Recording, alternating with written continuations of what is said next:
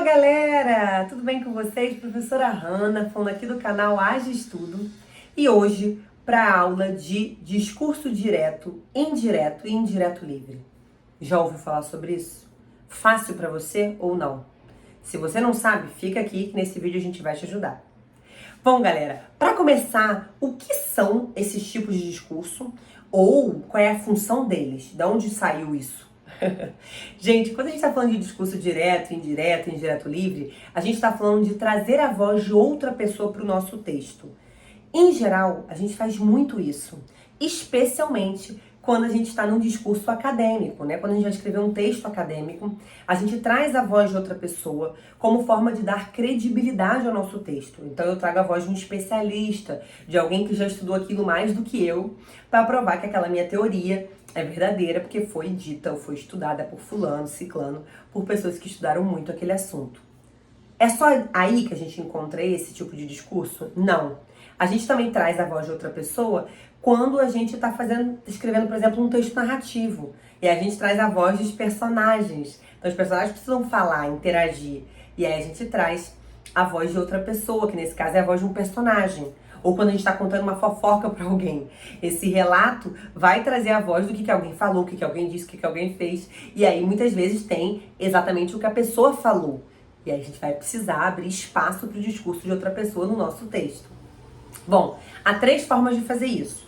A primeira é quando a gente reproduz fielmente o que uma pessoa falou. Então, quando você traz o discurso da pessoa e reproduz textualmente, ali, palavrinha por palavrinha, do que a pessoa disse, o nome desse discurso é discurso direto. E aí a gente vai ter que marcar que esse discurso é direto. Como a gente faz isso? A gente vai colocar lá um verbo de dizer, que a gente se chama, às vezes, de verbo... Às vezes não, a gente chama de verbo dicende. É o verbo dizer, o verbo falar, o verbo exclamar, gritar, reclamar, responder, perguntar. Todos esses verbos que introduzem um dizer.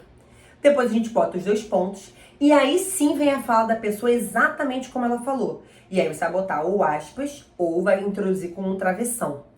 Então, pensar num exemplo. Se eu dissesse assim, Jorge disse, 2 pontos, travessão, eu não acredito em você.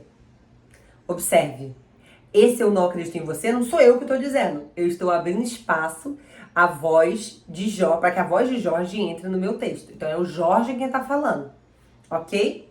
Agora, um outro exemplo, eu poderia dizer, Maria gritou, alguém me ajude.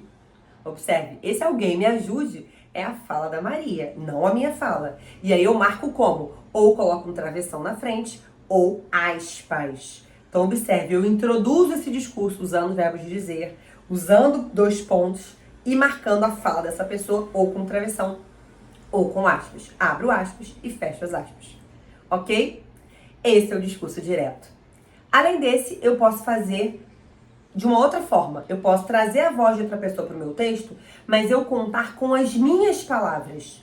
Então eu não reproduzo textualmente o que a pessoa falou, eu digo com as minhas palavras.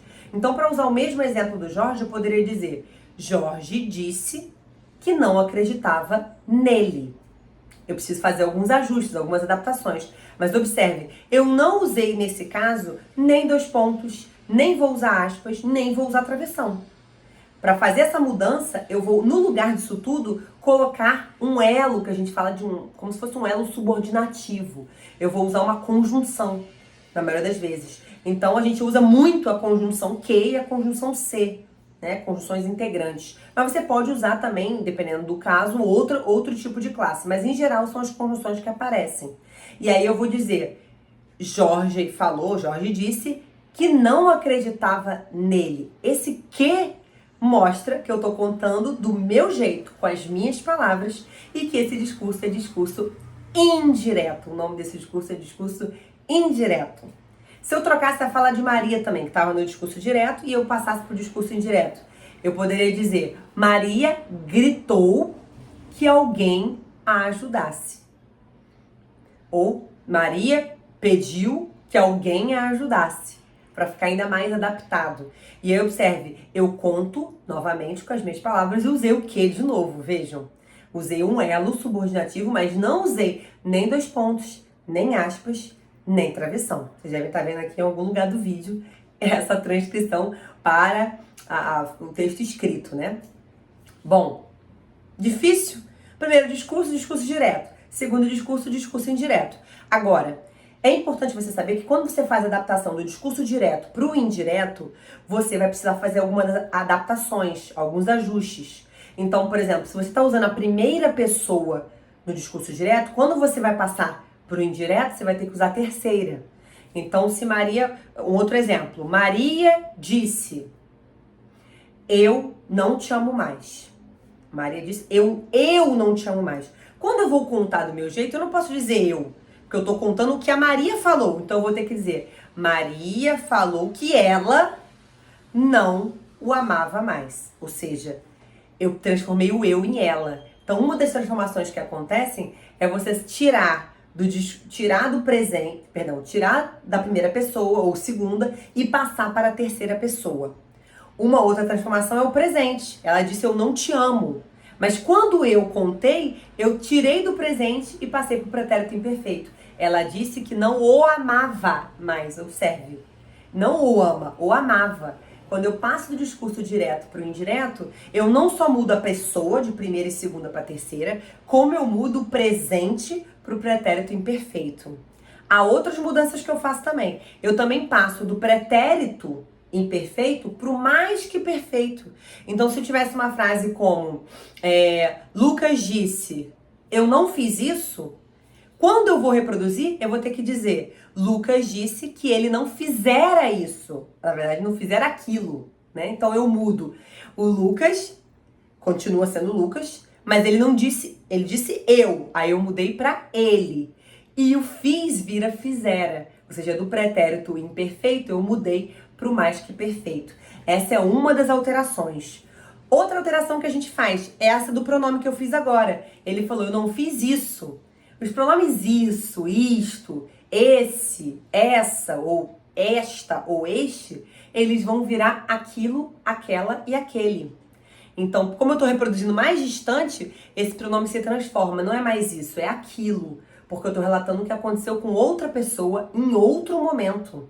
E aí eu não uso mais isso e esse, ou isto e esse. Eu uso aquele, aquilo e aquela, ok? Outra mudança são os advérbios. Às vezes você vai usar advérbio, quando a fala da pessoa está falando do advérbio daquele momento. Então ela diz assim, aqui, ela usa cá. Exemplo, Luísa respondeu, eu não te quero aqui. Eu não te quero aqui. Quando eu vou reproduzir o discurso da Luísa, eu vou ter que dizer, Luísa disse que ela não o queria lá. Observe, então o advérbio cá, o advérbio aqui vão se transformar no advérbio lá. Porque eu não tô falando do meu aqui agora, eu tô falando da Luísa quando ela falou aquilo em outro lugar. Então, essas são algumas transformações que vão ocorrer. Então, presente vira pretérito imperfeito. Pretérito imperfeito vira pretérito mais que perfeito. O futuro do presente vira futuro do pretérito. Os pronomes esse e isso viram aquele e aquilo. O advérbio lá, o advérbio cá, aqui, vira lá. E isso tem toda uma lógica. Porque quando a pessoa falou, aqui era realmente aqui. Mas eu tô reproduzindo depois. Então esse aqui não é o meu aqui. É perto de um lugar onde a pessoa falou aquilo, não eu.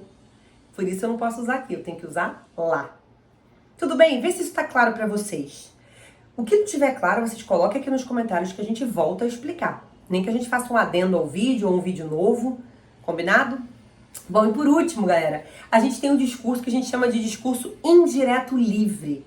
O que é esse discurso? O discurso indireto livre é quando você elimina, por exemplo, as marcações do discurso direto, que são 2 pontos, elimina o verbo de dizer, disse, falou, exclamou, elimina as aspas e travessão, mas também elimina as marcações do discurso indireto, que é aquela conjunção que faz o elo, sabe? Então, em vez de eu dizer, ele disse que não estava bem, eu vou colocar, vou fechar um período, vou abrir um novo com a fala da pessoa e você vai ter um certo mistério se foi aquela pessoa que disse ou se foi o narrador que está falando. Isso é muito comum em texto narrativo né, especialmente os textos assim, literários, né, no campo da literatura, porque esse mistério é interessante para o texto. Então, vou usar o exemplo que eu usei no short. O juiz recusou o dinheiro. Ponto. A corrupção não leva a lugar algum. Observe, essa frase, a corrupção não leva a lugar algum, ela foi dita pelo juiz ou pelo narrador? Essa é uma conclusão a que chegou o juiz ou o narrador do texto? Você não sabe. Você fica na dúvida. A gente deduz que seja o juiz mesmo que chegou a essa conclusão. Mas não há nenhuma marcação de que essa fala é a fala dele. Da mesma forma, eu não estou contando com as minhas palavras do que ele falou. Fica meio que em aberto.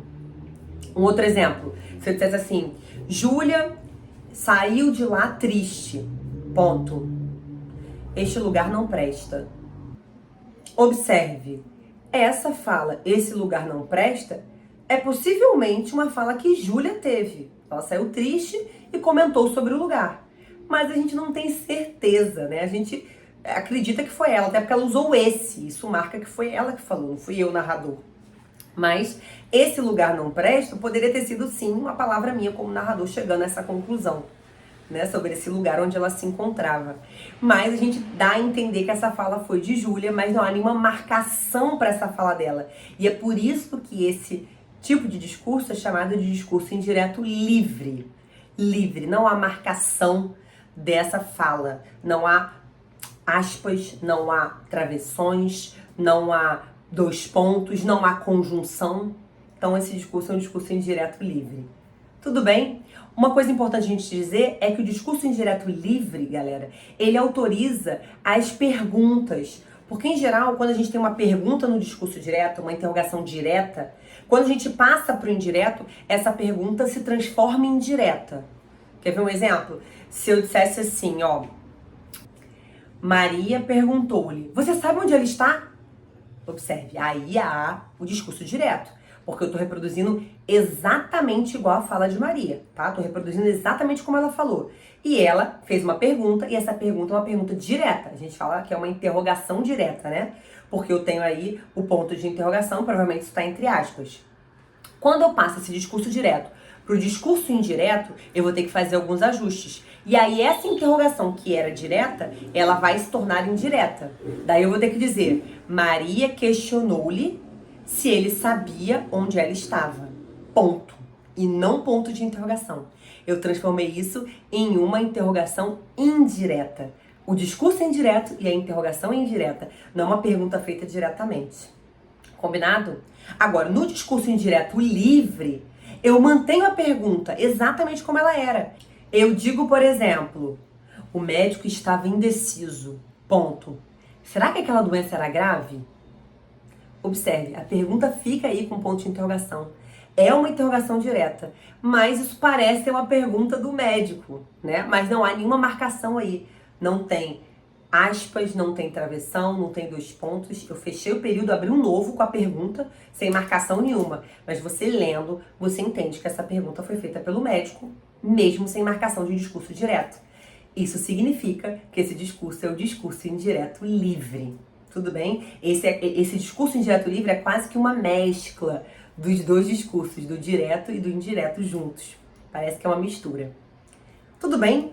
Deu para entender? Bom, espero que os exemplos tenham te ajudado, que tenha esclarecido de uma vez por todas esse tema para você. Mas se alguma dúvida persistiu, escreve aqui nos comentários que a gente vai ter o prazer de responder a vocês. Uma boa tarde para vocês e até a próxima aula aqui do canal. Tchau!